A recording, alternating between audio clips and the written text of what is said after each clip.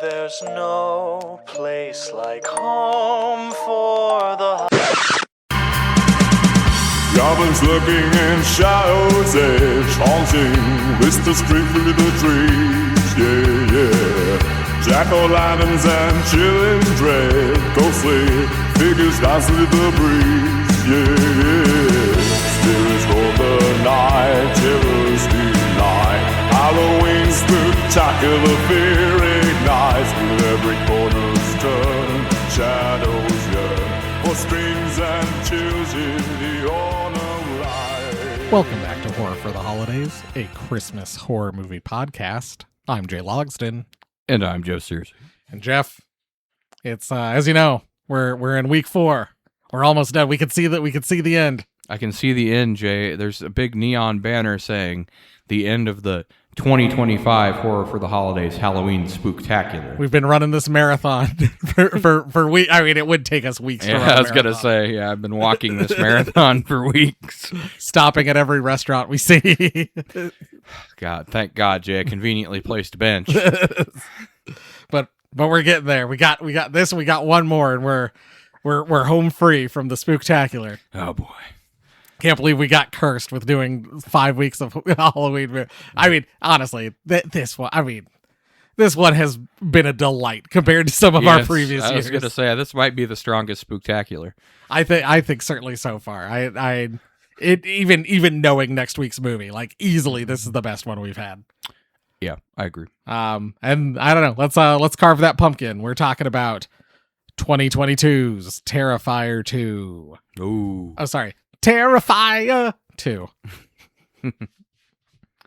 Good, Jay, good. Yeah, Glad you got that. I meant to make that joke. I've been meaning to make that joke for a long time. And like I was going to make it last year and I forgot to do it. And I was like, you got to do Holy Diver but Terrifier. You got to do it. You got to do it. You got to remember to do it. And I'm glad I remembered to do it. Mission success. Yeah. All right. Anyway, released October 6th, 2022. Hey. Pretty good. Yeah, movie set on Halloween. Good. Yeah. Unlike Terrifier 3, which comes out in the middle of October and is a Christmas movie. That's true. That was a point I was going to ask you, Jay. Are we going to do Terrifier 3 for the Spooktacular, or are we doing it for the main show? I think we got to do it for the main show. I think if Terrifier 4 winds up being a Halloween movie, we move it back. Or even if it winds up being not being a holiday in general. Like if Terrifier 4 is just its own thing, I think we just do it for the Spooktacular after we cover Terrifier 3 at some point. Sounds good. Written and directed by Damien Leone, who has been the mind behind this whole universe, and we will see his work again in Terrifier 3 and Terrifier 4 and potentially more Terrifier movies. Well, he's saying it should end with at least the original story between Art and Sienna is going to end in Terrifier 5. Excellent. Speaking of Sienna Shaw, we've got Lauren Levera as Sienna Shaw. We've got the mean one himself, David Howard Thornton, returning as Art the Clown. He's no mean one, but I guess he'll do. Yeah, I mean, I'd rather be watching Mean One 2. I mean, I would. We could only hope, Jay. We could only hope. Elliot Fulham plays Sienna's brother Jonathan. Samantha Scafidi returns as Victoria Hayes. Hi guys, the Nueve, the Chris Jericho, the Ayatollah of rock and rolla, plays Burke. Mm-hmm. Good. What Y2J? What I'm trying to remember other nicknames he's had. He was also the Ocho, but then he won another world title, so he became the Nueve, the Learning Tree. All sorts of different nicknames, all sorts of great nicknames. He had some walls, I think. The Walls of Jericho, the Judas Effect. The ratings god, the demo god, I think that was a nickname. He's had Chris Jericho's done all sorts of shit. Multiple time world, like I said, 9-time world champion. Phil Falcone is Clown Cafe executive. Nice. Dominic Muscello plays high school student. And all of the people mentioned so far will also appear in Terrifier 3. Ooh. Manglad. Oh, sorry. Mangled Dick expert Felissa Rose is Miss Princip, and we'll see her again in so many other things. Some of which are Triple Xmas, Christmas Slasher, Caesar and Otto's Deadly Christmas, Deadly Little Christmas, Silent Night, Zombie Night. I like that. I like that. Love our mangled dick expert. Mongolodite Geekspert. I was like, what did I write here? Oh, shit. Tamara Glynn is Costume Shop Mom, and we will see her next year in Halloween 5. Ooh. Jonathan A. Streetzel appears as Ninth Circle Demon number 1, and we will see again in Mistletoe Massacre.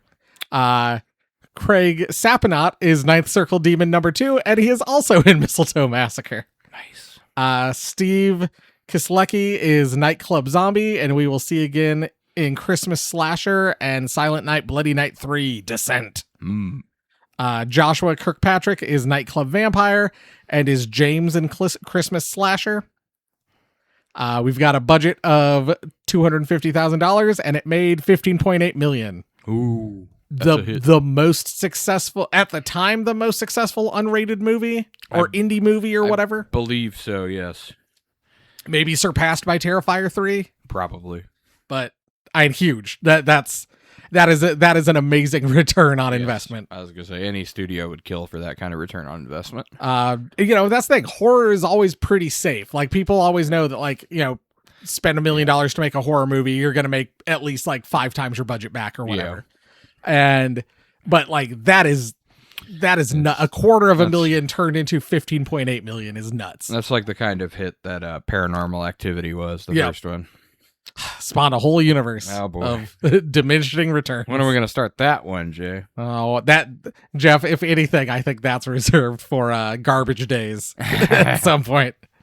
Filmed in New York and New Jersey area. Same with, I think, all of the movies in the franchise. My Spencer had gotten in touch at one point. I think I mentioned this last year. They filmed parts of Terrifier 3 like down the street from him or something. I remember that. Tagline, who's laughing now? Oh. Where to watch? Everywhere. Everywhere. It's pretty much free all over the internet. You basically can't go out to any Halloween related thing anymore without tripping over some Terrifier merchandise. Yeah. So. It's the most successful modern slasher since Ghostface. Like, easily, yeah.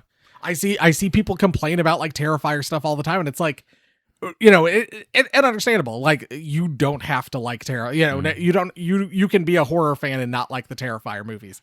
That's perfectly fine. That's a perfectly fine option to have. But you can't deny that this is the newest hot slasher. Like that he is now, in the pantheon alongside the likes of Chucky and Freddy and Jason and Michael and Ghostface. Indeed.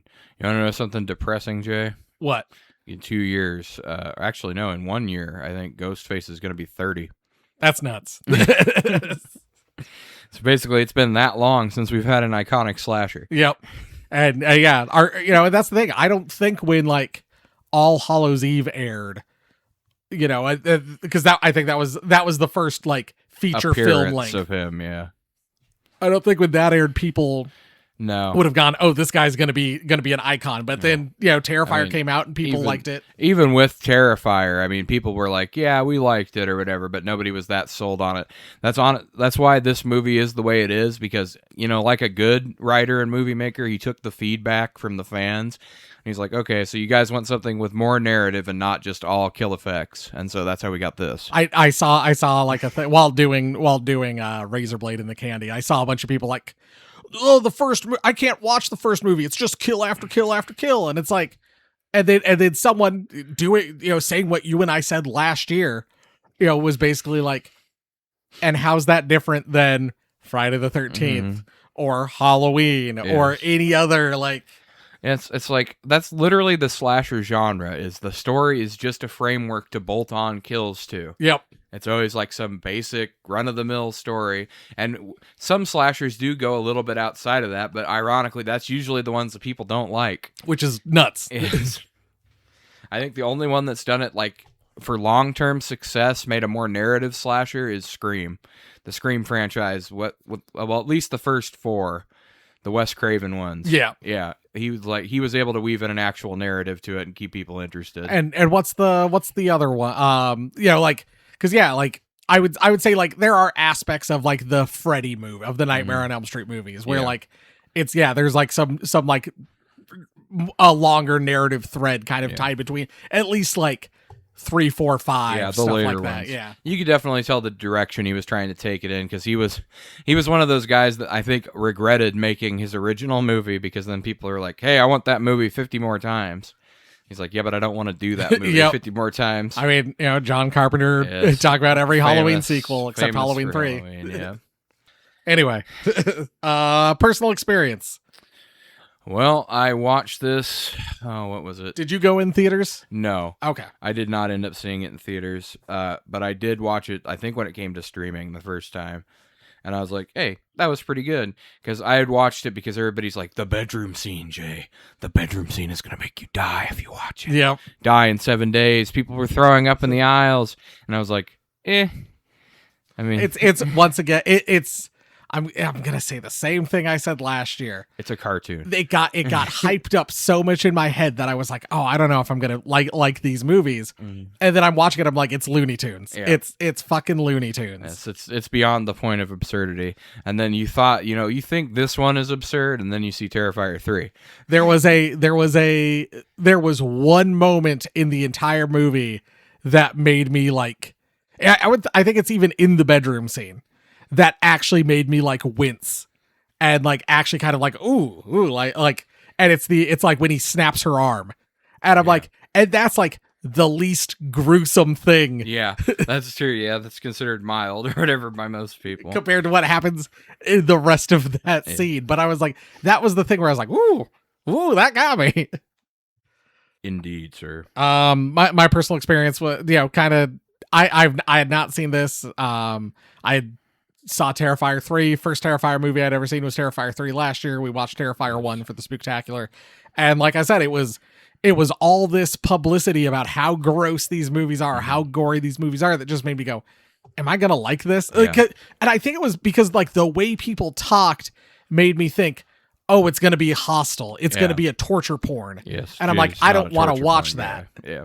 Even though I don't mind the Saw movies, Yeah. but I don't like it, and so I'm like, the way these people are talking, like, this sounds awful. And then had to go see 3 because like we're gonna support a Christmas horror movie in theater. Yeah, exactly. And no, like it's fucking Looney Tunes. That's all these movies are.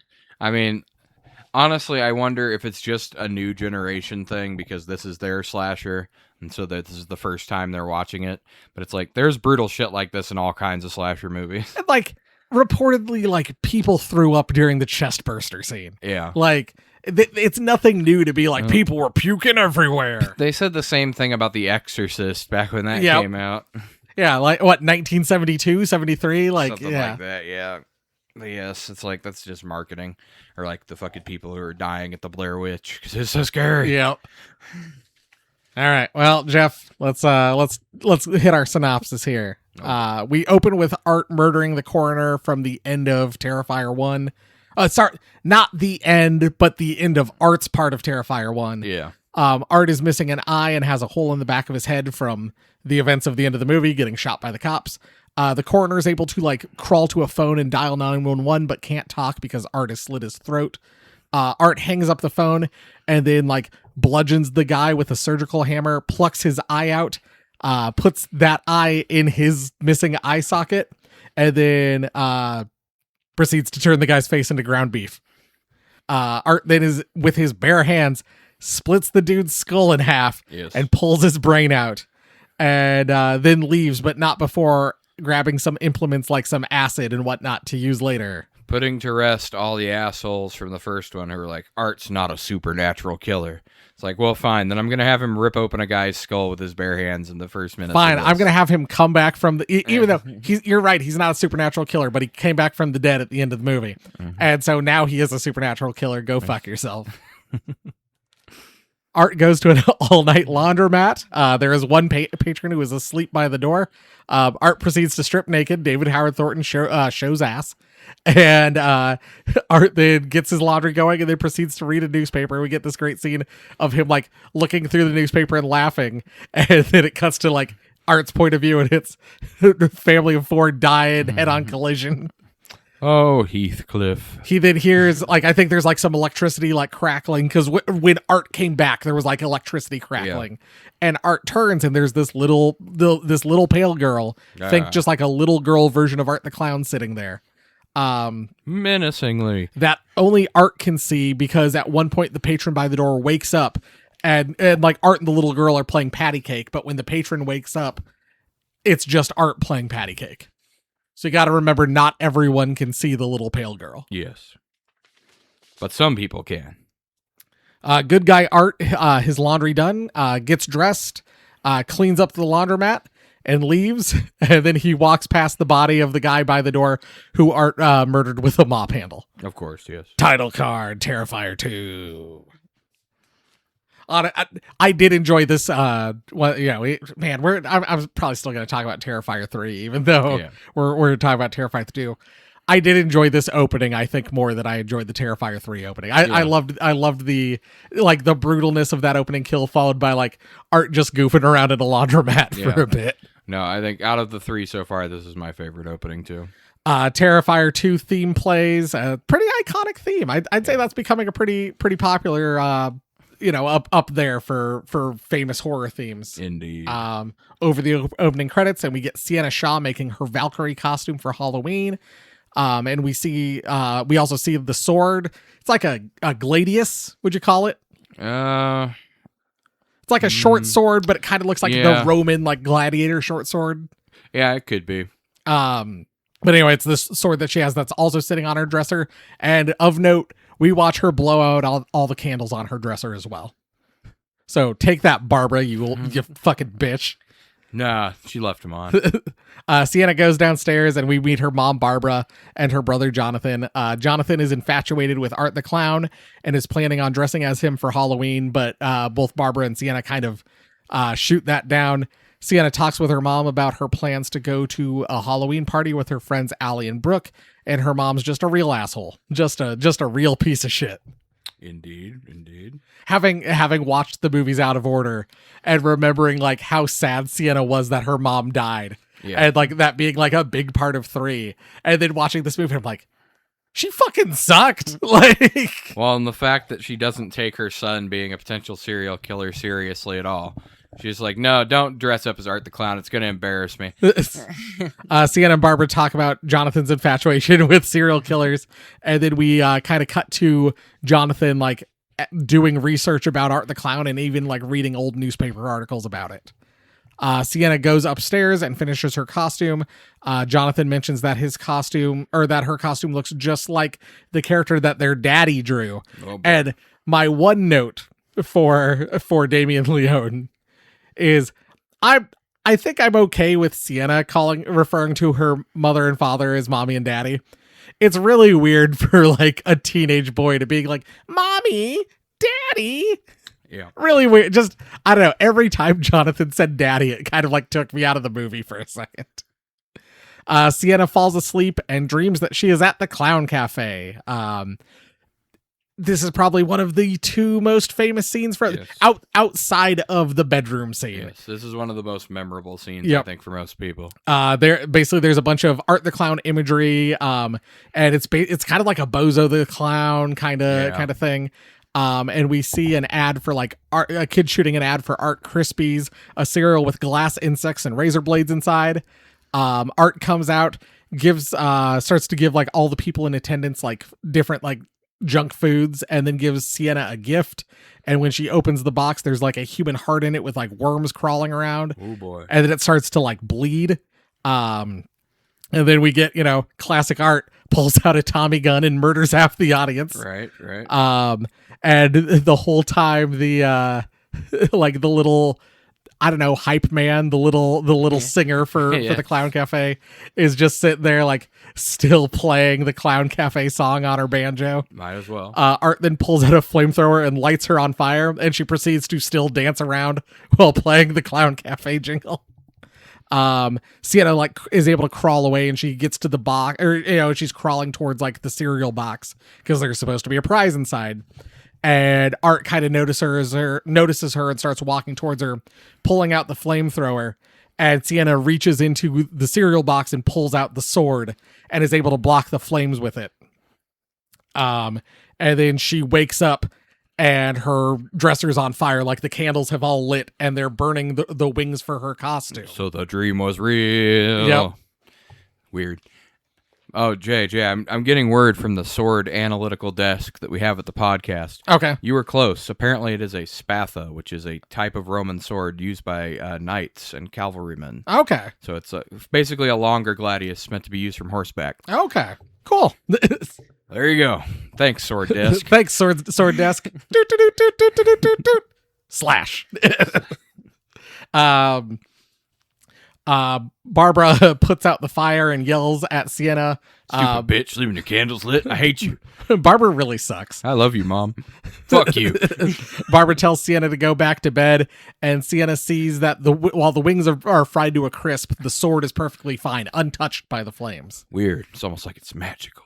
We see Art making weapons while the little pale girl watches TV. The TV has no cord to be plugged into. Of course. The TV's just playing, which I think we get another scene like that in Terrifier 3. Yes. And it is the interview from the end of Terrifier 1 with Victoria and Monica Brown that then Terrifier 1 ends with Victoria mauling Monica Brown. Yes. What did you think when you first saw your face? That I wish I was dead? Yep. Art smashes the TV when Victoria says Art is dead. She saw it happen. Oh. At school, Jonathan's friends mess with a dead opossum, and they scare a classmate with it before our mangled dick expert, Miss Princip, yells at them about it. Thank God there was one of those on standby. Yep. Jonathan is distracted in class and asks for a hall pass. And when he is walking through the halls, he sees Art and the little pale girl playing with the dead opossum and like eating its guts. Nice. Art then throws it at Jonathan, who runs away past the principal of the school, who, when she rounds the corner, doesn't see Art, doesn't see the little pale girl, and just sees the mess of the opossum left in the hall. Left in the paw. Left in the paw. The alien from that movie with Simon Pegg and Nick Frost.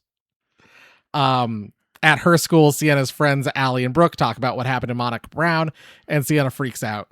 At home, Jonathan gets grounded for the possum incident. Sienna and Allie go to a Halloween store, this being, I would say, the other iconic moment from the movie. So she can get new wings, and she's even like, I worked like 6 months on those wings, and now I'm having to use store-bought wings. Shitty fucking wings. And also 6 months on those wings, really. Allie gets a phone call from her mom, and as she's leaving the store to answer it, runs into Art the Clown, who goes down to the basement and just kind of like watches Sienna menacingly.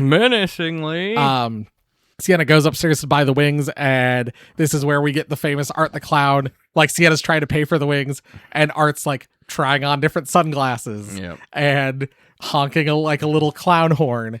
And all sorts of shit the whole time while Sienna's just trying to make this purchase. Being an annoying asshole, as usual. Sienna leaves, and Art kind of locks the door to the shop, and then he's like, basically Art like puts the horn up like he's gonna pay for it, and the guy's like, that'll be like $10. I forget what the exact amount is, and Art like digs into his trash bag full of weapons and starts pulling out like change and like other things. And the guy's like, no, just get out. And Art like places like a beer bottle on the thing. And the guy's just like, get out or I'll kick your ass. And Art then proceeds to smash the beer bottle across his head, stab it into the dude's eye, and then pulls out a meat cleaver and hacks like open the top of his head and then decapitates him. Of course. As you do. Now, do you think this is because Art is Art, or do you think it's because this guy hassled him about bothering his customers? I think it's because the guy hassled him. Okay. I think if the dude had said nothing, I assumed the guy who was asleep next to the door I assume he said or did something, and that's why he got murdered. I think if he had just stayed asleep, Art probably would have just left him be. I think so too. Like, it's hard to say. It's one of those things where it's like, sometimes Art just does kill random people, but sometimes he also lets random people pass by. So. Yeah. We then get a mother and son going to check the Halloween store, but they see that it's locked. And when Sienna leaves, there's like a bunch of animatronics by the door, a bunch of clown animatronics. And the son looks inside and he sees all these animatronics, and Art is standing there holding the head of the shopkeep. Classic. And like Art kind of like winks at the kid, and the kid's like, cool. As you would. At home, Jonathan shows Sienna this book he was looking at from earlier with a bunch of newspaper articles in it, and it turns out it's their dad's sketchbook, which Sienna has been looking for. And inside there's a bunch of pictures and stuff about Art, like even pictures that their dad drew before Art was even a thing, I think is part of the implication. I mean, are we gonna give Toyota some praise or what, Jay? Their van can really act.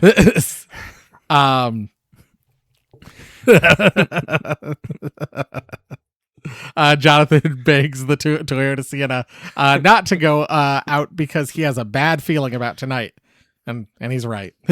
It's almost like, yeah, if somebody in your family's like, hey, I have a bad feeling about this, maybe you shouldn't go. Maybe just stay home. That could solve like 90% of problems in horror movies. We get like Sienna going, and she goes to like the doorbell rings. She goes to like greet some trick-or-treaters, and then it cuts to Allie doing the same thing. She goes to the door, gives candy to the trick-or-treaters, and then she's kind of looking and she sees like a black panel van sitting off to the side. And boy, I hope she's not about to get black phoned. Oh no. It's number one thing hassling our teens these days are them getting black phoned. It's true. I haven't seen Black Phone 2 yet, Jay, but I'm guessing he's even stronger in that one. Yeah, I'm sure he's black phoning more kids. The doorbell rings and rings again, and this time Art is there.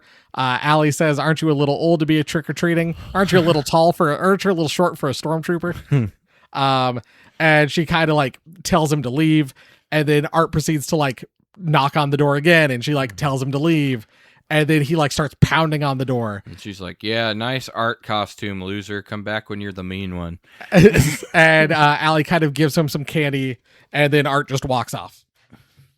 Sienna gets ready for Halloween, and we cut back to Allie, who's kind of doing the same thing, and we hear glass shatter.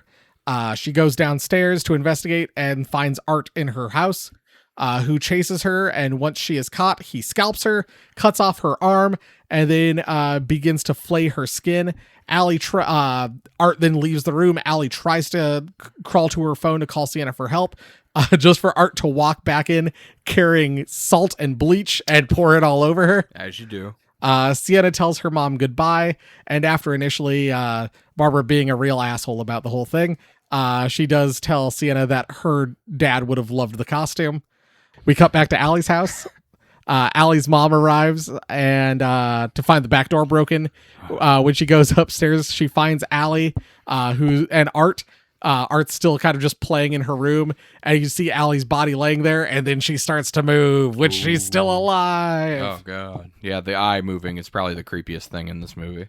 Sienna and Brooke arrive at a Halloween party, and Jeff, this looks like what a fucking Halloween party should look like. Yeah, Jay, there's so many other movies that we're not going to name that have Halloween parties that are substandard, but this one's pretty good. And we are introduced to Brooke's boyfriend, Jeff, who is dressed as Bob from Halloween 1978. Oh, God, Jay, I hope I don't get stabbed in the dick in this one.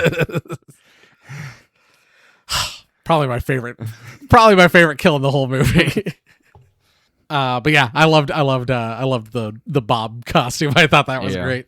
I was like, that's a fun way to be like, see it, because like one of the things I kind of see when I'm like watching horror movies sometimes, especially like Halloween movies, the idea that like the Michael Myers mask, the mask that he wears was popular enough that people bought this painted white William Shatner mask. Mm-hmm. And because Ben Tramer is wearing it in Halloween 2 or whatever. Yeah. It's like different, but it's the same. And like I get once Michael, like after the fact, once Michael starts killing people, then it would be popular, but it would be really hard to basically be filming a horror movie and being like, well, we can't really have a guy in a hockey mask. We can't have a Michael. Yeah. We can't really have a Freddy. We can't really have a Ghostface. So okay, we'll make a Bob, and that'll just do. That'll do. Pig. People who know will know, and people who don't know, what's wrong with them. Those are the best kind of references, I think, to put in your movie. At Allie's house, the doorbell rings, and Art answers the door for the trick-or-treaters and gives them candy out of the Allie's mom's decapitated head, which he then sawed the top off of, and I assume scooped the brain out. Oh yeah, I had to. And then just put a bunch of candy inside. And then the kids are like, "Why is it so sticky?" And the mom's like, "It's just fake blood." Yep, that's right. Barbara's an asshole to Jonathan and slaps him after she tears up the sketchbook, and Jonathan runs away from the house. Nice. At the party, Brooke confesses to spiking Sienna's drink with Molly. Jonathan, running away, sees Art's van, but luckily doesn't get black phoned, which is important. It's important to avoid that, yeah. But instead, he hears like his mom's voice coming from inside the van, like saying like, "Jonathan, come help me," or something like that. Classic. And as he runs away, we see the little pale girl sitting there, and her eyes are like glowing yellow, and she's imitating the mom's voice. It's almost like she's some form of demon. Yep. Sienna gets a call from her mom, who thinks Jonathan vandalized the family car. And Sienna hangs up after telling Barbara she loves her and everything will be all right. It will, in fact, not be all right. Yeah. Narrator, but it was not all right. Barbara keeps cleaning, and when she gets one of the windows clear, we see Art sitting inside the car, and he just turns, looks at her, and holds like a sawed-off shotgun up to the window and blows her head off. At the party, Sienna starts to have visions of the little pale girl around and freaks out. Jonathan arrives home to find Barbara's corpse posed at the dinner table, and out walks Art wearing an apron and carrying like a casserole dish with mashed potatoes inside, and like pours some wine, puts the mashed potatoes on Barbara's plate, and then picks up the mashed potatoes and just smears them into the hole in her face. As you do, Jay. Jonathan goes to run away, and Art kind of chases him around, and then is able to drug him with like something in a syringe, and also take Sienna's sword. Turns out it was Molly. Jeff and Brooke are driving Sienna home when she gets a call from the little pale girl pretending to be Jonathan with her demon powers, who says that she's at the old carnival and to come get him. Brooke argues but agrees, saying, "Not like this night can get any worse." Oh, boy. Another thing you don't want to say in a horror movie. Be right back. They arrive at the carnival, and Sienna goes to look for Jonathan. And in the car, Brooke explains to Jeff about how Sienna's dad died. He'd gotten a brain tumor and started to like hallucinate and like see things a bunch. Or did he? Yep. And then like one night got really drunk and crashed his car into an electrical transformer and burned alive. Sienna gets a text saying Jonathan is trapped in a ride called the Terrifier. Oh, is that why it's called that? I like that it took until the second movie for us to get an explanation of what the Terrifier or what Terrifier means or is a reference to. And that's why I'm John Terrifier. Art the Terrifier. In the car, Jeff and Brooke do coke and make out. Of course. Sienna arrives at the Terrifier, and it's a really cool looking like haunted house. Yeah. And a bunch of a bunch of things I've seen before, and I was like, oh, it's really cool to see these like in like a big budget movie. I guess not a huge budget movie, but still really cool. Brooke tries to call Sienna while Jeff goes outside the car to take a leak, but Art appears and stabs him repeatedly in the dick multiple times before ripping it off. Nah, damn it, my dick. And smearing the dick on the window. Art then like breaks through the window, pulls Brooke out, but she kicks him in the head and starts to run off. And Art gives chase. Brooke winds up cornered in a bathroom. And Art, this is where the acid that Art grabbed from earlier comes into play. Art's got like this table leg with a bunch of knives and shit sticking out of it. And like Sienna's like, or not Sienna, Brooke's got like a pole or like a 2x4 with a nail in it or whatever. And she's like, don't come closer. And Art's like, oh, kind of like acting like he's going to back off, and then throws the acid in her face, and then repeatedly bludgeons her with the table leg with all the weapons in it. Nice. Solid. Sienna finds Brooke's body, and Art and Jonathan show up, and Sienna is able to distract Art by stabbing him so Jonathan can run away. Art then proceeds to like beat up Sienna and knock her out. Jonathan thinks he's escaped just to run into Art, who starts hacking at him with a scalpel. Sienna comes to and attacks Art with the table leg from earlier, burying it in the back of Art's head, and they run. Jonathan tells Sienna that he thinks she's the only one that can stop Art, and that they needed to be at the Terrifier. Oh. Art attacks them both with like a cat of nine tails, and Sienna is able to overpower him, and she beats him with the cat of nine tails a bit, and then shoves rebar through his head, but Art just gets up and starts to choke Sienna. Jonathan grabs the sawed-off shotgun that's like strapped to Art's leg and shoots him with it. Sienna passes out and wakes to like Jonathan kind of like telling her to like stay with him, you know, they got to get out, just to come to her mom comforting her. But when she's like, "Oh, I thought I'd never see you again, Mom," she's like, "Oh, did Jonathan tell you what happened?" And then it turns out it's the little pale girl, showing her, you know, a warped reality with her demon powers. Literal demons. Sienna finds Art standing over Jonathan, and she attacks him, but Art just kind of like pushes her through some floorboards where she falls like multiple feet, and we see like a funhouse mirror on the ground, and like as she kind of like looks at it, it's like she hears screaming and stuff. And then she turns around and Art stabs her with her own sword, and she falls back into the portal to hell. Good, finally. Art goes back to torturing Jonathan by eating his hand. While Sienna finds herself in like a Houdini's drowning tank, kind of in the middle of the clown cafe, and like all the murdered people are like up and performing as though like, even though showing all the injuries, like they're up and still having fun and kind of cheering her on. Sienna slowly drowns, but then Jonathan calls for help, which causes her sword to start to glow, and then her body like reanimates, and she's able to kind of burst out as Art takes a bite out of Jonathan's calf. Sienna appears, stabbing him with the sword, slitting his throat, and then decapitating Art with a scream.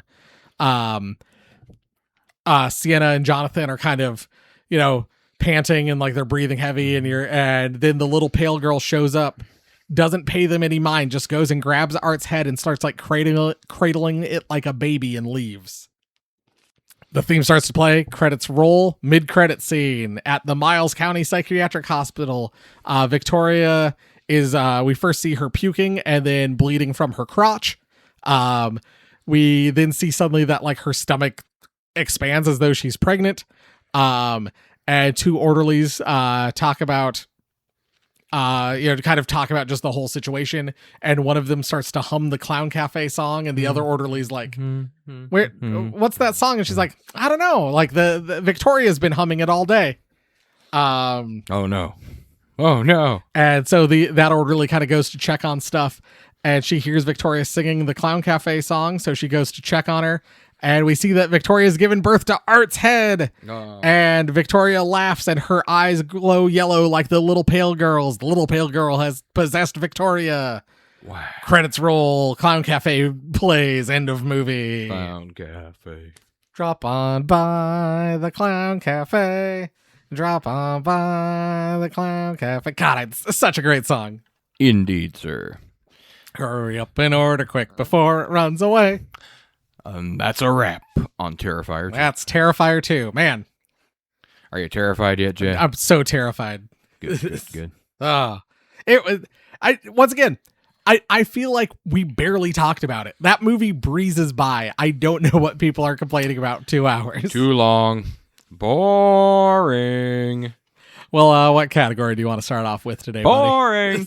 Wrong. Let's talk about the Halloween spirit. All right. How Halloweeny is the movie? How Halloweeny are the kills? Real damn Halloweeny, I'd say, on the overall tone of the movie, because it's set at Halloween, and Halloween costumes are a big part of the plot. Like, it's one of those where it's like, for me, it's like close to top tier. It's like, it's just like a couple things short of being like completely below- Halloweeny. Yeah, it's below a Trick or Treat for sure, but it's above most of the other ones we've done. Like Hollowgate is nowhere near as Halloweeny no, as this. Like, not even close. Not even my beloved Pumpkinhead.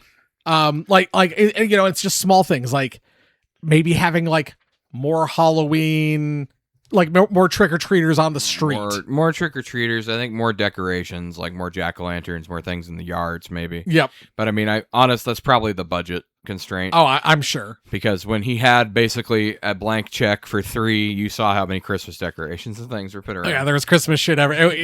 That fucking. I still think about that. The Christmas frat house. Like Yes. that scene's so good. Kills. Really, the only like Halloweeny kill is the mom's head as a candy bowl. Yeah. But it is a killer clown going around killing people on Halloween. Yeah, the costume shop kill too. That's pretty good. Yep. Like it's all kind of it's not Sam killing people with a lollipop or No. whatever, but it's Yeah. still pretty good. You don't get anything like super classic like that, but yeah, you get some solid kills. I mean, all the effects look good. They did, I think, I can't remember what he said, like 90 or 95% practical effects, basically. And, I mean, honestly, they pretty much pushed the limits of what you would be allowed to show, I think. Because if they pushed it much further than this, I don't think movie theaters would run it. Yep. No, I think maybe I'm right. I didn't double check, but I swear I heard at one point in time, like, they did have to cut things, especially from like the bedroom scene. Yeah. But yeah, talking about practical effects, Halloween costume sets, costumes, etc. Fucking the practical effects are immaculate. Once again, what you expect from a Damien Leone movie based off Terrifier 1. Awesome fucking practical effects. Phenomenal effects, great costumes. I mean, the Valkyrie outfit is awesome. I know the actress she loved it at first, but then started to hate it as the shoot went on. I'm sure. But yeah. I'm sure it's not comfortable. No, that was the main complaint, not comfortable. Same thing with art. Art takes about 3 hours to get into makeup, so I'm sure that gets tiring after a while. I think both the Clown Cafe and the Terrifier are Amazing sets. fantastic sets. Yeah. Like those set pieces, like I'm like, more of those, please. Well, and I think part of what made the effects so great, and he was able to perfect these effects style, was because the shoot was shut down mid-shoot for COVID, and so he basically used that time in isolation to perfect his like blood effects and the gore and stuff he wanted. So that, I think, ultimately ended up being a positive, I think, for the franchise, because once he established that, I mean, he kind of did it in 1, but you could tell that the budget was really constrained in 1. This one, he had a little bit more to work with, because that was the primary point of the Indiegogo campaign for this, was for the effects budget. Right. Because he did, the way you're supposed to do a movie, where he wrote the movie out first, and then he's like, okay, now how am I going to get this made? He didn't do the, okay, this is the budget I have, so this is what we can do method that makes the Hollywood slop. Yep.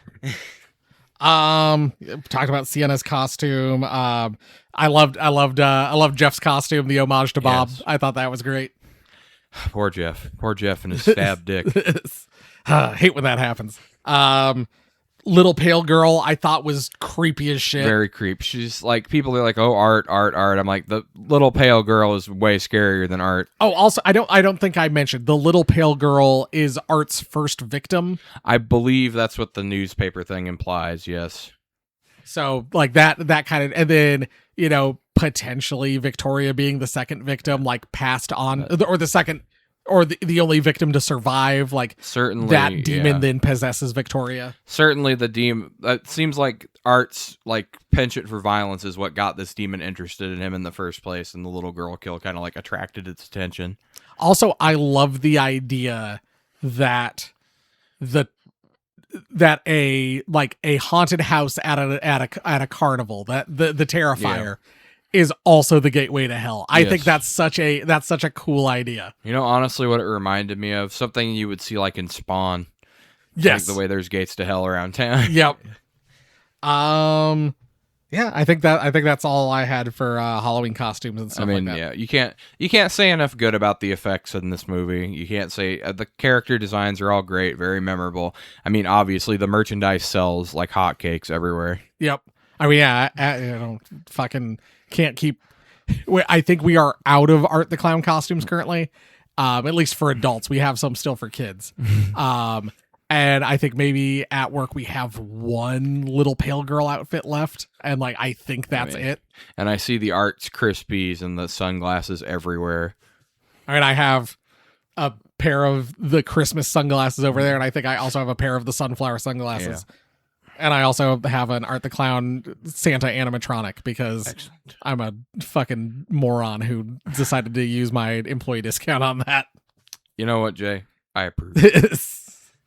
I'll have to set it up at some point. Yeah, we'll have more more co-hosts in the studio. Studio picks coming soon. Ready to do Monster Mash? Favorite quotes? Might as well. Gotta pull mine up, so I'll let you start. One thing I will say, and I think this also tracks from Terrifier 1. David Leone, I don't think is made like writes solid dialogue. Like the people talking sounded like they were talking to each other. Yes, but there's not a ton of like quips, and which I think people complain about quippy movies like Marvel and stuff like that. The Marvel virus. Honestly, I'm glad that this is not that kind of dialogue because the Marvel virus has infected too many franchises. But it does make us highlighting it did make highlighting lines a little harder. I only got 3.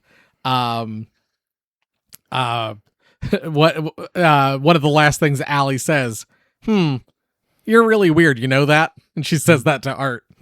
A Brooke and Jeff exchange. Of course, I'm obsessed with Jeff's. Brooke's like, where are you going? Jeff, in classic Jeff fashion's like, I have to go pee-pee. You want to hold it? Another Allie Sienna exchange. Sienna goes, little early for chocolate, no? And Allie goes, you're talking to someone who eats Count Chocolate on a regular basis. And I'm like, fuck yeah, Allie. Allie was, I think, my favorite of Sienna's like friends. Yeah, no, I agree. R.I.P. Costume shop owner to Art before obviously he gets destroyed. Get the hell out of here before I fuck you up. My last one, and it's shitty Barbara. Oh boy. Get back to bed. You have school in the morning, Jonathan. You mean I still have to go? Barbara. What did I say? Yeah. Classic. Again from the costume store owner, Jay. Art's playing with the horn that he eventually puts on the counter. He's like, if you're going to put that in your mouth, you got to pay for it. I'm out of quotes. Barbara, when Sienna's getting ready to leave, she's like, the costume's pretty revealing. It's 3 months of work, and that's all you could say is it's revealing. And then Barbara's like, your tits are popping out of it. I wouldn't say they're popping out. I mean, close. What costumes look like, Mom. We're on the edge. Of course, I don't know if you noticed, but one of the things Art writes on the car window in blood is just the tip. Yeah. Which is what Jeff's shirt said, and then it was a knife with just blood on the tip of the knife. Where's the... there it is. It's when the news anchor is talking on the TV, and she's watching the news report, and she's like, Hayes was released from St. Michael's Hospital yesterday evening after months of rehabilitation and psychoanalysis. And then she turns, like you, Sienna. Yep. Sienna, has to take medication for for having visions or whatever, which then carries over into the next movie. Again, classic Jeff dialogue. Just the tip. Brooke's like, oh yeah, nice shirt. And he's like, wishful thinking. And Brooke's like, I bet. Oh. The TV, a couple of the things at the Clown Cafe were good. Like the entire song we could quote. Yeah, that's the thing. I would love to. Yeah, just play the whole song. But no, the classic TV commercial kid who's like, wow, I wonder what I got in the box of Art's Krispies. And it's something terrible. As you're watching Bugs and Glass and Razor Blades. But yeah, no, that's all I had. All right, well let's move on to Smashed Pumpkin Brilliant Jack-o'-lantern. Smashed Jack-o'-lantern Brilliant Jack-o'-lantern. Sure. One thing you want to fix, one thing you want to praise. Too long, boring. First movie too short, not enough story. This movie story too long, movie too long. Too much story. No, honestly, it was kind of hard because a lot of the things done in this movie were there were some things I could complain about, but it's like it's kind of more nitpicky stuff. But honestly, if I had to complain about one thing, it's some of the characters feel like they don't really need to be there. I think maybe he could have tightened up the script a little bit, because some of I think he probably could have cut out a member of the friend group and it really wouldn't have affected much. I think there's a few scenes we probably could have cut and made it a more streamlined movie. But I mean, honestly, that's what I picked. But I like watching Art wander around and do stuff. But was all of it necessary? Probably not. But I'm kind of with you in some of that too, where I'm like, either I would have liked to have gotten more Jonathan stuff or less Jonathan stuff. Yeah. Like either cut out kind of the whole school thing with him in general and just have it be like his insistence on wearing the Art costume is what gets him grounded, or give us more stuff with John. Like I would have loved to have seen Art, murder a couple of the teachers after hours or something. Yeah, the Jonathan school subplot was one of the things I thought could have probably been cut. Oh, and I would have loved something where like you see Jonathan like maybe he like gets grounded because he insists on wearing the costume, and instead of like it being his mom yelling at him, he puts on the costume anyway and sneaks out, and maybe he runs into Art. Yeah, and like, you get kind of the dichotomy of like the two of them. Like, I would have liked maybe something with that. Like it's very nitpicky. It's something. I mean, there's lots of things other people are complaining about online, but I just was like, I can't really find anything too like super wrong with this. I mean, is he the best writer in the world? No.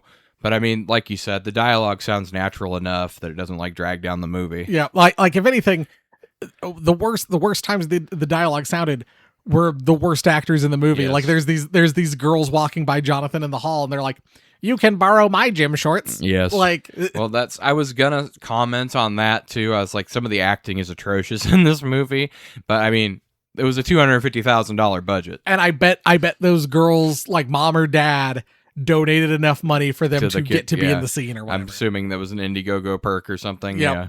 But it's like, I didn't really want to be too harsh on that. And I mean, honestly, people forget because everything now has to be a mega success, blockbuster hit, Jay. Nothing could just be a regular movie. It's like slasher movies never had good dialogue. Right. They never had good stories. It was basically just kills, like we've always said. Yep. But no, that's not good enough for your modern audience, Jay. It's all got to be elevated horror. Yes, so we got to have world-class dialogue and groundbreaking special effects and an engrossing story from start to finish. But it can't be too short, Jay, but it also can't be too long. I want it all in one bag, but I don't want that bag to be heavy. Yes. Ma'am, that's impossible. Who are you, the possible police? Brilliant jack-lantern. Thing you want to praise. Again, I had the problem with this is there's a lot of things I want to praise. But honestly, I think having Sienna's character in this movie, I want to praise Sienna's performance. And just having her as a counterbalance to Art, like setting up the good and evil battle that's going to be continuing on. I thought the actress did a really great job. She was, I think, probably the best speaking actor in the movie. I mean, fuck Jonathan. I mean, he's a little kid, so what are you going to do? He's great. Jonathan, like I said, my only complaint is Jonathan calling his parents mommy and daddy, which just feels weird. That does feel very weird, but no, I like Sienna. I like her performance. I like that she's not a standard final girl type character. Breaking the trope was good. Having the traumatic past stuff actually come up in a meaningful way was good, and not just have it be tragic backstory, hand to forehead. Yep. But yeah, her interactions with Art, like literally, she's being like beaten to death with the whip in the Terrifier, and instead of like begging for mercy or anything like that, she's just like, "Fuck you," starts whipping him back with it. I was gonna say Sienna, also, and just like kind of the universe building that occurred both because of her and just from this movie to from the last movie to this movie. You kind of covered all that, so my backup. The one other thing I wanted to praise, soundtrack's so fucking good. Yes. Like, the Paul, geez. Paul Wiley, I believe, is the composer guy. Yes. Fucking rule. That soundtrack just fucking slaps so hard. No, it really does. It's a highlight of the movie. And for sure. feels like synthy straight out of like the late 80s. Yes. Like, I checked when this was over. I was like, did John Carpenter do anything for this? No, apparently just a big John Carpenter fan. it's so fun. I fucking loved the score to this movie. And so yeah, like I said, if you hadn't said Sienna, I would have said Sienna. But Paul Wiley absolutely deserves a shout out. That the fucking soundtrack rules. The soundtrack then rules in the third movie. Like, yes. That dude did a great job. Indeed. Well, Jeff, it's about that time. Every episode of Horror for the Holidays, Halloween Spooktacular edition, we rate our movie on one of three categories. Is it 6 feet under? Is it candy corny? Or is it seasonally spooky? Well, Jay, for my 2025 Horror for the Holidays Halloween Spooktacular rating, fuck you, Editor Jay. Honestly, I don't think there's really any. This movie could go in one of two categories because it does have some really goofy moments, but seasonally spooky for me. I had to look where I put, because I was like, if I put Terrifier 1 as candy corny, I don't want to put, I'll put this one at candy corny. Yeah. If I put Terrifier 1 at seasonally spooky, I don't want to then be like, well, this one's candy corny. Like, no, this one's funny as shit. But like, so I had to go back and like double check, and I'm like, no, it's seasonally spooky. Once again, sickos like Jay and I aren't bothered by this, but I could see this could be very upsetting for a normal person who's not used to horror movies and cartoonish levels of gore like we are. So that's why I picked seasonally spooky over candy corny. So it's like there's a lot of genuine. I mean, even for me, like the little girl's unsettling. The scene where her eye is still moving in the bedroom, that is creepy as hell. I mean, it has some genuinely creepy moments. Honestly, Art's scariest scene is not when he's killing anybody. I think it's the costume shop scene. When he's just standing in the doorway and like raising his eyebrows, and Sienna has to like squeeze past. Like I'm saying, I'm like, I know what happens next. Like, I know that Sienna doesn't get attacked here. Like, I know what happens because I've seen the next scene. But he's just so menacing in that scene. No, it's got to be seasonally spooky. Seasonally spooky. Having now seen all three Terrifier movies, I can confidently say this is the best one. Not my favorite, the best one. Yeah. I'm sure in the next couple of minutes you'll hear people complain about the length of the movie. I don't think it feels anywhere near its 2-hour runtime. This movie fucking breezes by. Great characters, great kills, great sets. Everything I said last year, just ratchet that up some more. One thing I want to say. I swear to God, if Art winds up being like Sienna's dad or some version of Sienna, I'm going to feel so let down. Let's hope. Like, Let's hope that doesn't happen. That feels like such a cop-out for like 3 movies now that I've enjoyed. And I've heard so many people be like, I bet Art's like Sienna's dad, and and I'm like, I swear to God, if that's the direction we go, like, I'm gonna feel so let down in the end. Honestly, what I'm hoping for is a Michael Myers style resolution where he's like the shape, like he's just evil incarnate, basically. Yep. I'm hoping for something like that. I want something. I don't want just like the standard like, Luke, I'm your father. Like, no, you know what? Honestly, the best thing would be if he's just never explained. Yep. I think that would be the best thing. I would rather have there be like hints. Yeah. Like, you know, I also don't want like a Pennywise of like, there's always been an Art the Clown in New York, in Miles County. But like more of just like, no, it's just like Art was this evil dude who got like who was a normal guy who then basically got picked by demons and was like, nah, like this is gonna be the new embodiment of all evil in the universe or whatever. What we need, Jay, is for Ethan Hawke to show up and come up right behind Sienna and go, dead is just a word. He's gonna be like, black phone too. I'm gonna black phone you guys. Dead's just a word, Sienna.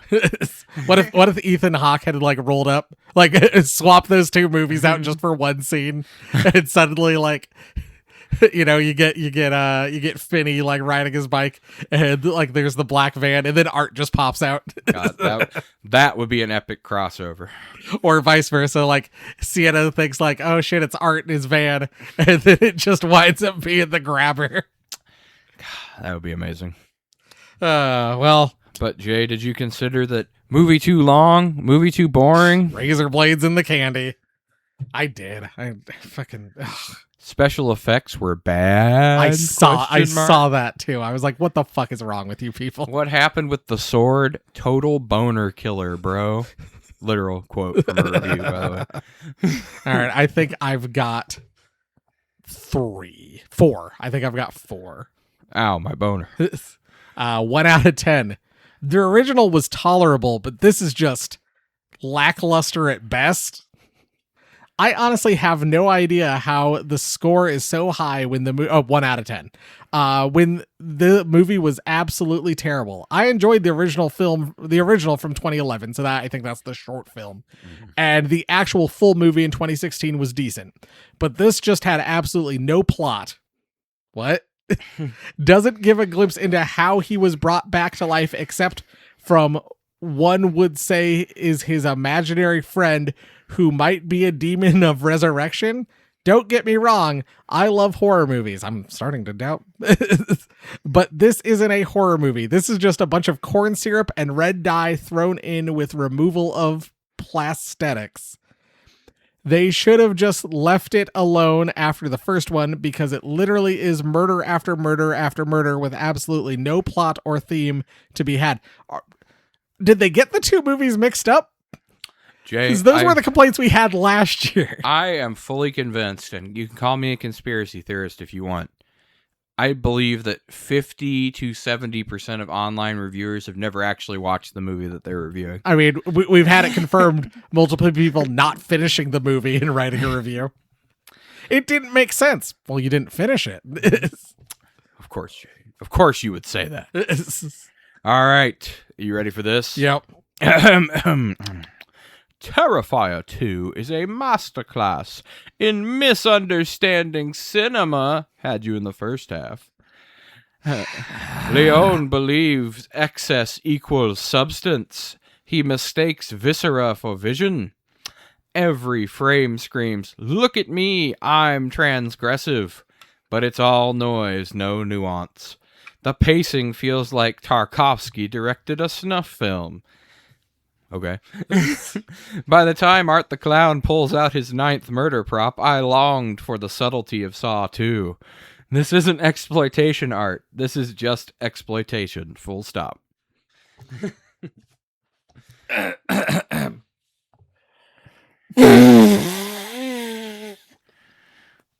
guy sniffs his own farts. Excellent. 1 out of 10. Should have put comedy instead odd horror because they didn't they didn't type of correctly. Yes. Besides 1 or 2 jump scares, the rest of this movie is just pure comedy. I agree, it's very funny. It is very funny. It looks like one big amateur film. It's because it is. It is, yeah. Like a bunch of kids decided to film a slasher movie, but all they could find to use were CPR dummies, some cheap fake blood, and plastic toy saws. Disagree. Yeah. That's where you lost me. I don't know about that. The acting was horrible. That was the most funny part of this movie. I don't think the acting was... There are some horrible actors in the movie, but overall, I wouldn't say the acting quality is horrible. I could not for 1 second believe the emotions the actors were supposed to portray. The rating that this movie receives is probably because 13 to 14-year-olds watched it and thought, yeah, this has some gruesome scenes that look totally realistic, so it must be a good horror. All in all, one big flop. Okay. 53 people found that helpful. And that was a how many star review? 1 out of 10. 1 out of 10. See, that reads more to like a 3 or 4 out of 10. Right. Whatever. Okay. This was a poetic review on Reddit, Jay.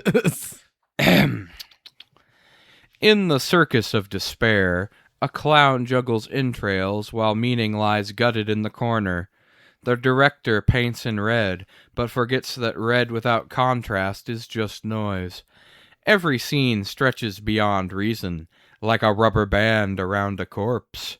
I left the theater haunted, not by the killer, but by the echoing question, why? I hate these fucking people. Hey, this list of reviews was handcrafted to drive J Logston insane. All right. 1 out of 10. I think 1 out of 10. 1 out of 10. Better just to watch hyenas eating on National Geographic. The Terrifier films went from one of my most favorite horror films in Terrifier 1 to one of my least favorite horror films in Terrifier 2. Terrifier 2 was just a bunch of disgusting and nauseating gore stuff, nothing scary at all. That's literally the first one. What did you find so scary about the first one that you didn't find scary about this one? That's the thing. The first one is literally just nauseating gore stuff. That's the entire movie. Right. If I wanted to watch a bunch of blood and guts, I could watch National Geographic lion, hyena, or crocodile specials. I don't have to watch a circus act as a horror movie for that, and in what was mega fake looking. I don't have to watch people get killed in horror movies, Jay. I could just go out and kill people myself. Those clearly mannequin with the heads taken off and ketchup gushing out and the eyeballs pulled was more like a disgusting dissection biology class than any scary horror movie. Can't believe I have been sitting around hyping up this film coming out for the last umpteen years because of how scared I was of the first. Horror writers have to avoid sequels because they ruin it. Horror writing these days just does not... Horror writing these days just does not know the meaning of subtle. Not only wasn't this scary, but the plot where the actors were only thinking about the killer from... Oh, I gotta swap pages. Hold on. The killer from the jump wasn't natural either. Our main character protagonist girl apparently has superpowers, though through a sword all along that she doesn't know about. So this horror transforms into a sci-fi film. I also wouldn't think having magical powers through a sword would be sci-fi. I think it would be fantasy. What the fuck?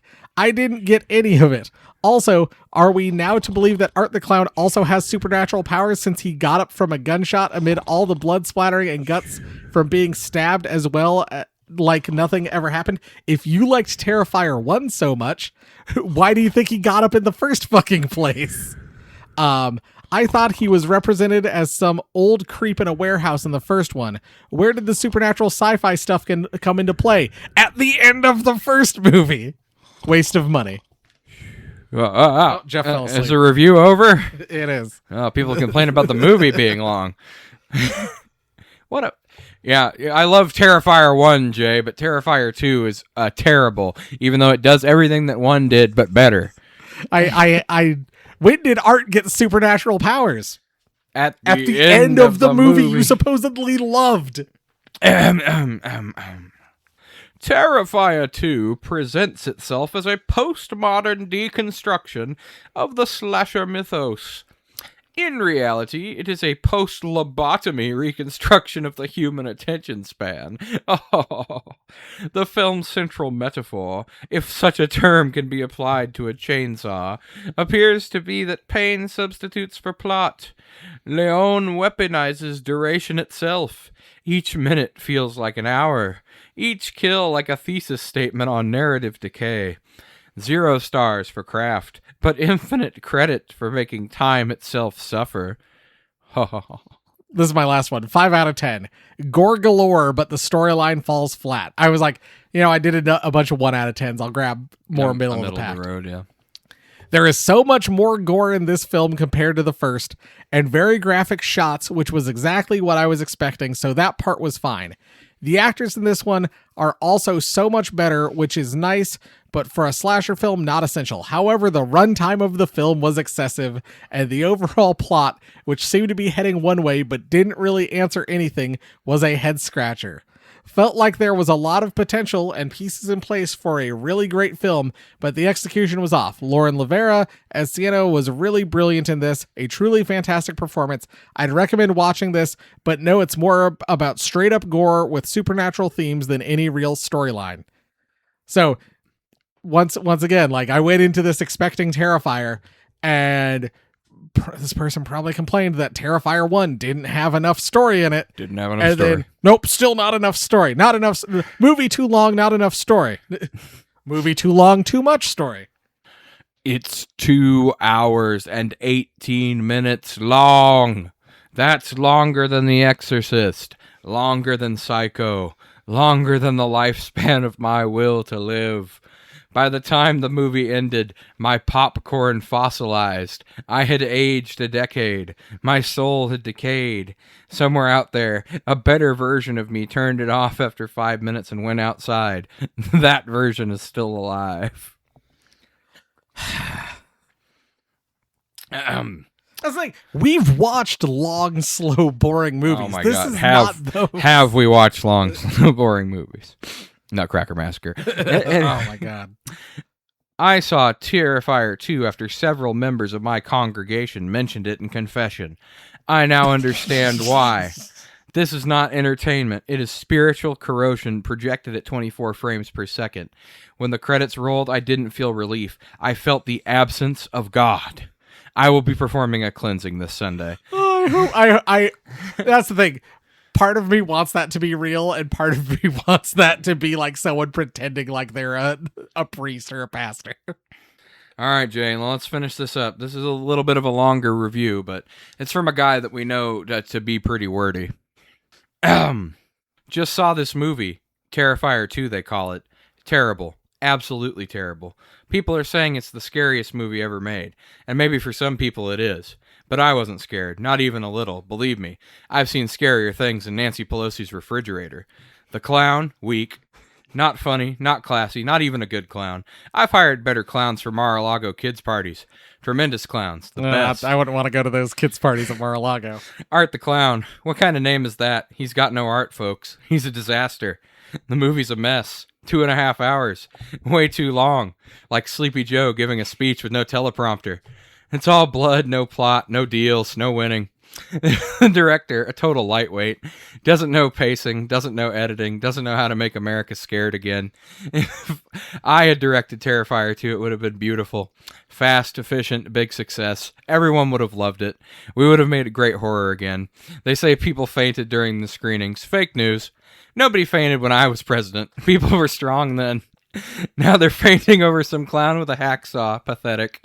And I talk about the budget. $250,000. Sad. Could have made it for half and it would have looked 10 times better. We'd have real winners, real victims, incredible lighting, golden chainsaws. Maybe a cameo by Melania. People would have gone crazy. 0 stars. A total failure. But you know what? If they call me, I'll fix it. Terrifier 3. We'll do it in Trump Tower. It'll be classy horror, real horror. Maybe the clown tries to raise taxes. That's scary. Maybe he tries to build a wall and can't. Very scary. The critics will say it's the best sequel ever. Everyone will say it. Believe me. So in conclusion, Terrifier 2, very bad, very unfair to clowns. Frankly, folks, I've done scarier things before breakfast. Total disaster. I believe that. Sad. Who could have wrote that, Jay? I have no idea. Thank you, anonymous reviewer. It was me. I did it. I enjoyed that. That was fun. All right. Well, is art trick or treat list? Is art now maybe our most powerful slasher? I don't know. I mean, for now, maybe because he is invincible, I guess. But I mean, so's Pumpkinhead. I don't know. Art, I would say, is more brutal than Pumpkin. Like Yes. Pumpkinhead is more Physically powerful. Yeah, but also like all art has to do is murder the other Pumpkinhead. Yes. People. I mean, that I'm guessing that would be Art's strategy to defeat Pumpkinhead would be to murder the summoners. But yeah, I mean, that would be an interesting battle to see Art go up against Pumpkinhead. I mean, current Michael Myers, I think, loses to this version of Art. Yeah. Well, that's the thing. Next week we'll have at least resurrection powered Michael Myers. But even I don't even know if Michael ever gets to the point where he would. Yeah, I don't beat know if he could take him in a straight up fight. No, maybe in Halloween Kills, maybe in that form. Right. But yeah, like I think for now he is probably our strongest. Yeah. Because I mean he's got access to tons of weapons. He has access to supernatural help. He himself can't die. Like I mean I don't know. Sam. I mean, Sam's say like a different level. Sam's on a different tier. He's like an apocalypse level / like thematic level threat. And I would say same with Irish druid Yeah. bug head powers, Yes. Stonehenge powers. I would say Art is top of the heap for slashers as of now, but yeah, he's not top of the heap in general. And I would say like he's a near apocalyptic threat. But Close, just I mean, below like those world shattering powers. At least as far as we know so far, Art is a more localized event, like a Michael Myers. Yep. But hey, and also a one up that Art has is Michael only shows up 1 month. Art has, as we'll soon learn, Art shows up multiple months out of the year. Multiple seasons. All right, well, Jeff, it's time for this. Garbage day! Huh? No!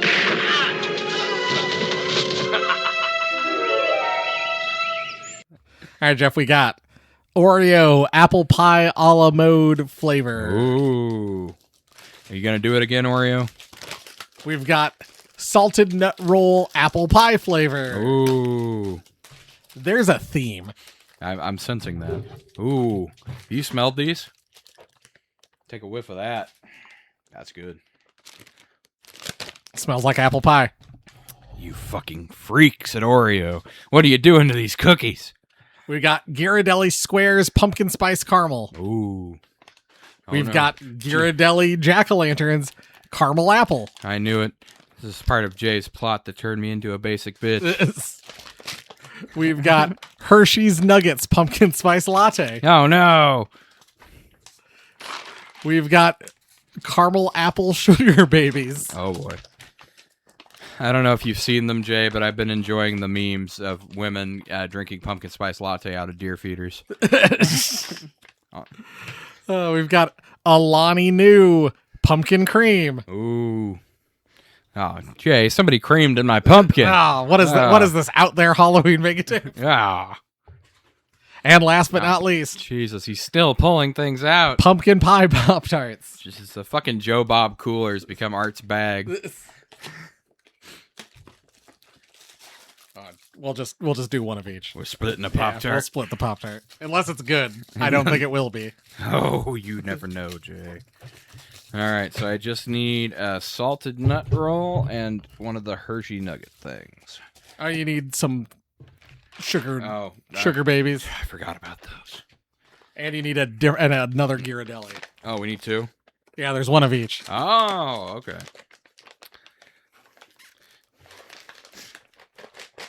Oh, damn, all sugar babies. I was hoping there'd be a sugar daddy in there. One of these days.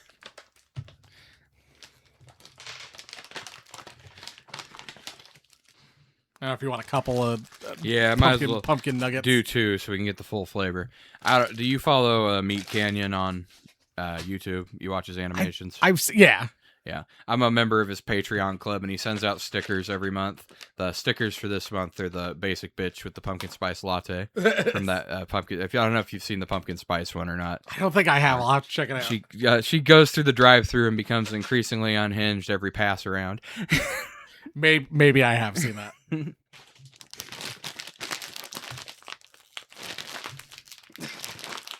Oh, the explosion! Jay just nut rolled everywhere. Oh, there's nut everywhere. Oh man, this is a show for kids. All right. All right, what are we gonna do first? Let's start off with the nut. All right. Are you a nut roll fan, Jeff? Usually I am. I don't know about apple with the nut roll, but we'll try it. Yeah, I'm interested to. Oh, here I'm losing my nut. Actually, it kind of works. Gotta say, I was skeptical, but pretty good. I'm impressed. Mhm. I was with you. I was expecting that to not be good. Good. Yeah, I like it. Let's keep the apple train rolling. Let's do some sugar babies. Here we go. I don't know if I've ever had a sugar baby. Really? Wow. I'm not sure. Milk caramel with apple candy coating. Mmm. Those are good. Nice burst of apple flavor. That is really solid. I don't know. Two things I thought were going to be the weakest have been pretty solid. All right, let's grab some of these Oreos. Damn, I'm really impressed by those sugar. That's fucking good. All right, here we go. And this is gonna be a hit. At first, I'm like one bite in. At first, I thought would be a little weak. Like I was like, oh, like the apple came through and it vanished, and then I was like, oh, that's the a la mode. That's the vanilla flavor coming through. Solid. Tastes like apple pie with ice cream on top. All right, then we'll loop out. We'll hit the Ghirardelli, and then we'll use the Ghirardelli, the pumpkin spice one, to loop into the pumpkin spice shit. All right, good. All right, you ready? Ghirardelli caramel apple jack-o'-lanterns. Nope. Well, I'm dropping everything.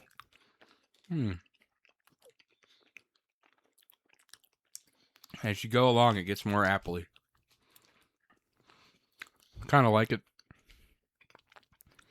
Ghirardelli's never been my favorite chocolate, but it's not bad. I think that's my weakest so far. Yeah. I agree. I think if you like all the things in that, you would like that. All right, Jay, what we doing? All right, so Ghirardelli milk chocolate pumpkin spice caramel square. Here it goes.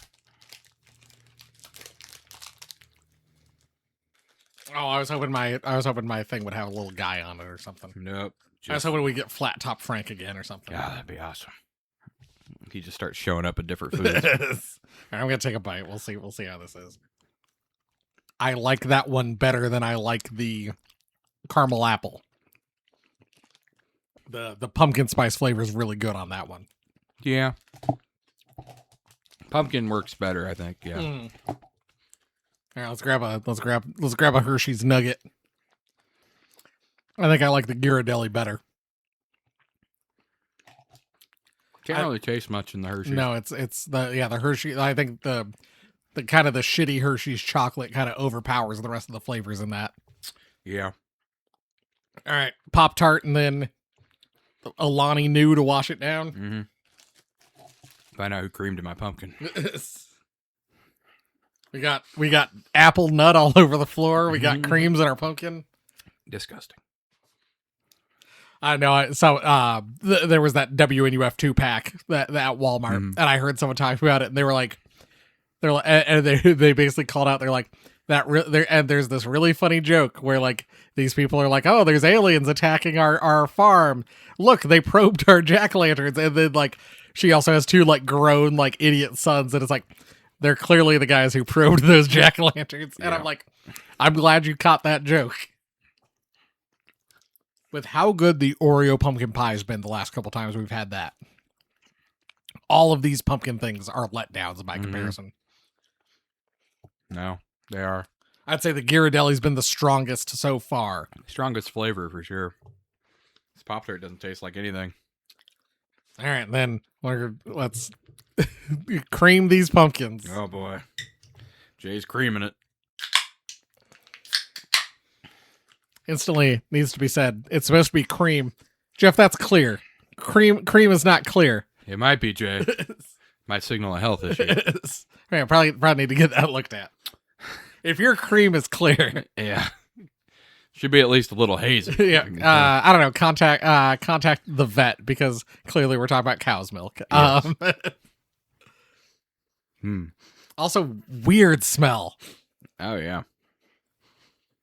All right, well here we go. All right. I'm not excited. Bottoms up. Ah. Mm-mm. I feel like Dr. Steve Brule. I'm like, no. Jay, why you done what you done? Why'd you do this to me? I could have gone my whole life without tasting this fucking trash. Without tasting the pumpkin cream. I'm doing one more just to make sure I get the full flavor. It's so bad. Why is it clear and called pumpkin cream? God. That is legitimately worse tasting than some of the alcohol you've given me. That's truly awful. That is the worst thing we've ever. Listeners, normally I take this home with me and drink it on the way home. I will not be doing that. It's so fucking bad. That's disgusting. It is vile. That tastes nothing like fucking pumpkin. Nothing like cream. I don't know I don't know what that's supposed to taste like. Chemicals. It tastes like. Is this the fucking chemical runoff from another batch of Alani? Yeah, this is what's splurted out afterwards when they're done with making the caramel apple or whatever. I was gonna say, is this the runoff from the good apple monster? Have you tried that one yet? I've not tried it. I've heard it's good. It's really good. Yeah, this is the runoff from that, I think. God, that's disgusting. Oh God. I had actually tried it earlier in the season. So a coworker had let me try it. And I was like, all right, like let's, I'll give this a shot. Like I'm just like, I'll take a sip. Like, cause I was still like on the hunt for it at the time. I was like, oh, I'll take a sip just to see what it's like. And then I thought it was bad, but it was one of those where I had one sip and I was like, maybe you can't judge it from that. Maybe I'll try it again in a bit and see if it's bad. No, it's still fucking terrible. It's still so goddamn bad. Awful. That's the only word I can think of. Awful. That's the bottom. Absolutely awful. Oh, no question. Bottom, probably that, then the Pop-Tart. Then the Nugget. Yeah. And then probably the caramel apple Ghirardelli. Yeah, the apple Ghirardelli, then the pumpkin Ghirardelli. Yeah, and then honestly, I think for me, Oreos, then the Sugar Babies top. Oh, what about Nut Roll? Nut Roll, actually no. Sugar Babies, then Nut Roll, then Oreo. Okay. For me. I think I'm in agreement. I think that's all three. Like that's the thing. The Oreo we knew was going to be fantastic. Like there was no doubting that.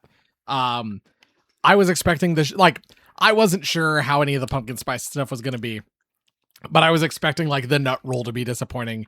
I was expecting the Sugar Babies to not be good, and both those blew me away with how good they are. Yeah. Yeah, I think they have to take the top spots. All right. Well, if you want to get in touch with us, tell us Terrifier 2 too long, Terrifier too long. Terrifier too short.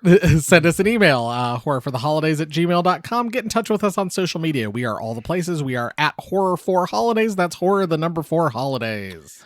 YouTube.com/horrorfortheholidays. Hit the subscribe button, hit the thumbs up, leave us comments. Best place to get your comments answered is there. The email. Leave us reviews on your podcatcher of choice. 5 stars, 0 stars if I could. If you want us to know you're a real sicko and actually listen to the show. We only read the 5-star reviews, so don't bother leaving anything lower than that. Yeah, we're not going to take your advice. We know the show's bad. We're not going to take your advice if you're going to give this like a 4-star and a 3-star or 2. And certainly not going to read 1-star reviews. Yeah, we filter those out. We go from 2 up. Yeah. And even then we don't read them. We only read the 5 stars. We just want to know the number. If you have actual actionable advice, that's not stop. Yeah. For the love of God, stop putting this out. That's not going to happen. If you have actual actionable advice, 5-star review and then leave it. Honestly, Jay, I don't know if I should tell the fans this, but actually the more you hate the show, the more powerful Jay and I become. Yep. We thrive off the haters. I love all the people we interact with. Everyone we've interacted with. I was going to say, I don't think anybody has ever actually said that the show was bad. I mean, that's the thing. We're not popular enough to have people that hate the show. Well, no, he didn't really say it was bad. Never mind. He was just like, I prefer it when you guys do stocking stuffer stuff. I mean, what's the other thing? Christmas Podcast Network. We're proud to be part of it. All sorts of great podcasts out there. Holidays After Dark, Seasons Eatings, Totally Rad Christmas, other things. Speaking of JR, a Totally Rad Christmas, that's coming up quick, isn't it? I think it's got to be soon. I don't know. Jerry's not set the official date, but if you're a I'll certainly share it on social media when it comes out. But if you're a Totally Rad Christmas listener, as well as if for whatever reason you're like, you know what, I'm going to listen to Jerry D, but I'll also listen to the trash that Jay and Jeff put out. Yeah. There's going to be a little blood beating happening soon. We're blood beating all over the place. Yeah. You're going to find out who creamed in the pumpkin, who spilled Jay's nut all over the floor. Maybe not those other two things, but maybe. We don't know. We We were too high on LSD to remember the episode. So. Jerry, I might be the episode where maybe Jerry Dees felt the most awkward after. Yes. I mean, honestly, I think that's a badge of honor, Jay. To make Jerry D uncomfortable. Other than that, next week it will be the final week of the Horror for the Holidays Halloween Spooktacular. The 2025 Horror for the Holidays Halloween Spooktacular, Jay. That one. Ooh. And this time, it'll be a Halloween 4, the return of Michael Myers. Damn. I was hoping it'd be Halloween 4, the Quest for Peace. Completely. I would watch that. If he turned to the camera and he was like, and that's why I'm Halloween 4, the Quest for Peace. But yeah, Halloween 4. After the roaring success of Halloween 3, Yeah. where the people clamored for no more Michael Myers in their Halloween movies, the cons went, no, we're gonna put him back in Halloween 4. Disgusting. But hey, Michael did. Probably greatest movie opening of all time. So that's something at least to look forward to. And then yeah, we'll be also. Longtime listeners know what will probably be coming for Garbage Day on the Halloween 4 episode. Dun dun dun. Something to pique people's interest, I guess. Anyway, we'll see you next week, Halloween 4. Thanks for listening. Bye. In the crib, late at night. Monster grooving, what a fright. The goblin says, oh so grand, with vampires leading the band. Dracula waltz with ghouls in the blow. It was a happening monster show. They did the monster mash. It was a graveyard smash. Got on in a flash. They did the monster mash.